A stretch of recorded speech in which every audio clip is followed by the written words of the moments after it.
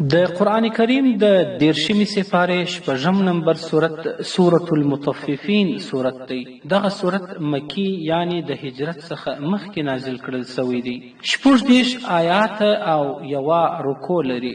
بسم الله الرحمن الرحیم. شروع کوم په نامه د الله جل جلاله چې ډیر زیات مهربانه او پورا رحم کوونکی دی. ويل للمطففين الذين إذا اكتالوا على الناس يستوفون وإذا كالوهم أو وزنوهم يخسرون.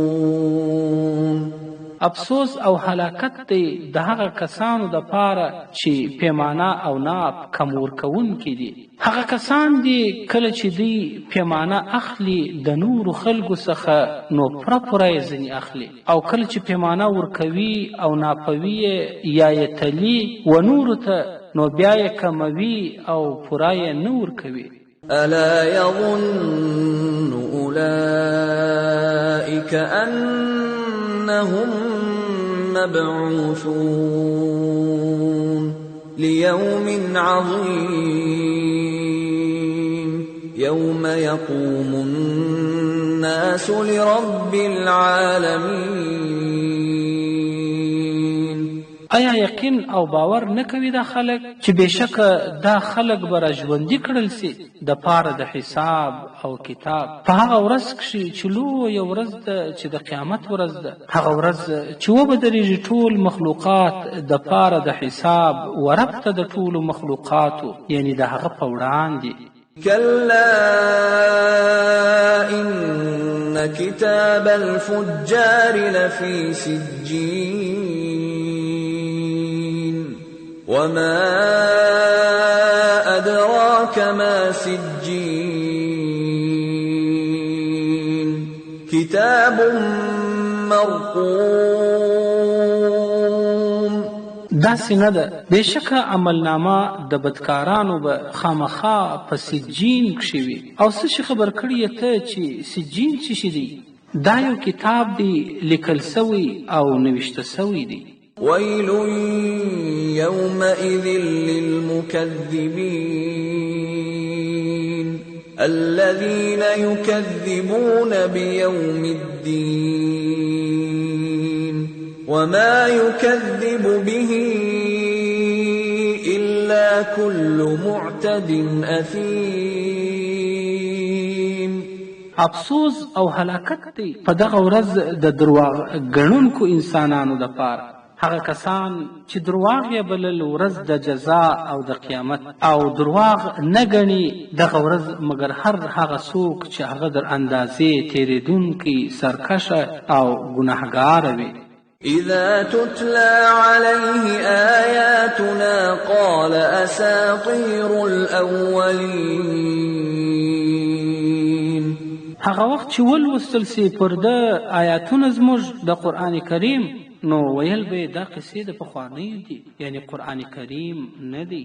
كلا بل ران على قلوبهم ما كانوا يكسبون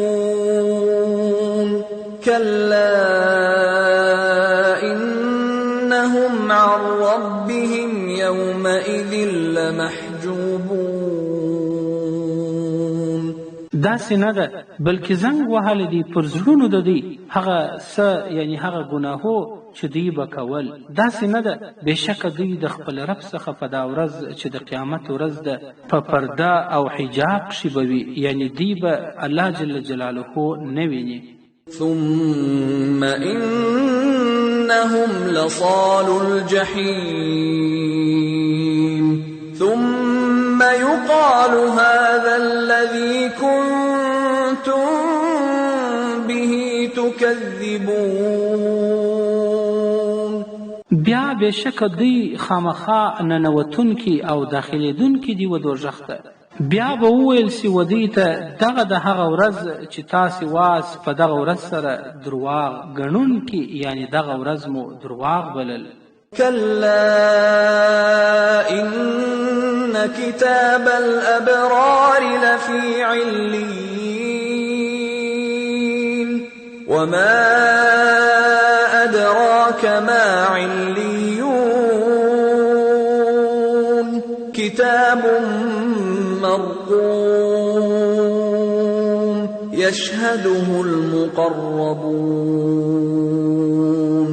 داسې نه ده، بېشکه عملنامه د نیکانو او نیکو انسانانو به خامخا په علیین کښې وي. او څه شي پوه کړي او خبر کړي یې ته چې علیون څه شي دي؟ هغه یو عملنامه او دفتر دی چې نوشته کړل سوی او لیکل کړل سوی دی. حاضریږي و دغه علیون ته چې حاضریږي ورته هغه مقربي او نږدې ملائکې.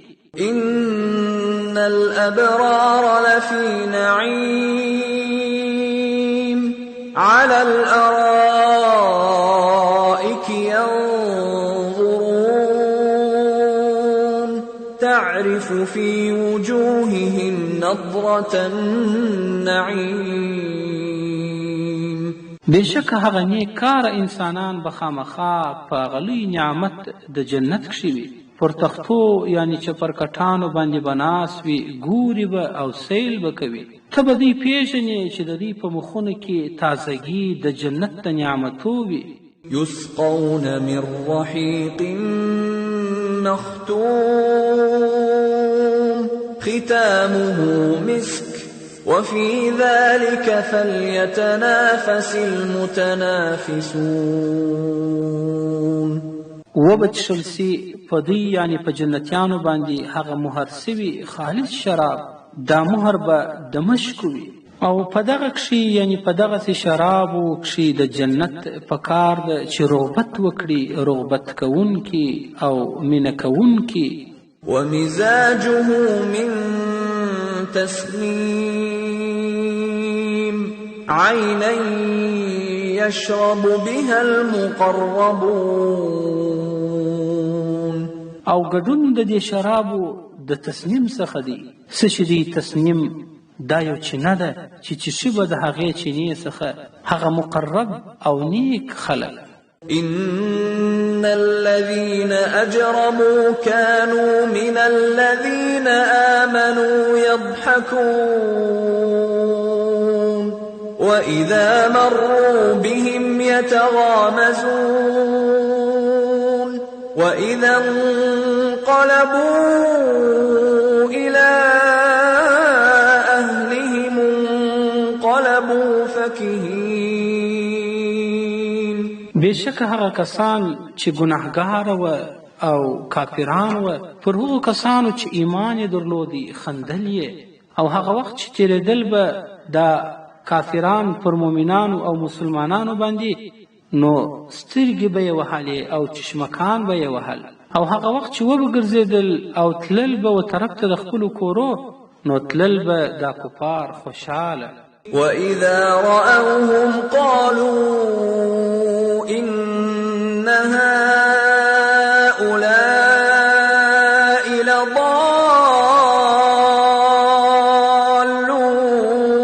لضالون وما أرسلوا عليهم حافظين. او هغه وخت چې وبه یې لیدل کافرانو دا مؤمنان، ویل به یې پر مؤمنانو چې بېشکه دا خلک دا مؤمنان خامخا بېلارې او ګمراهان دي، او نه دي لیږل سوي دا کافران پر مسلمانانو باندې ساتونکي او نگهبانه. فاليوم الذين آمنوا من الكفار يضحكون على الأرائك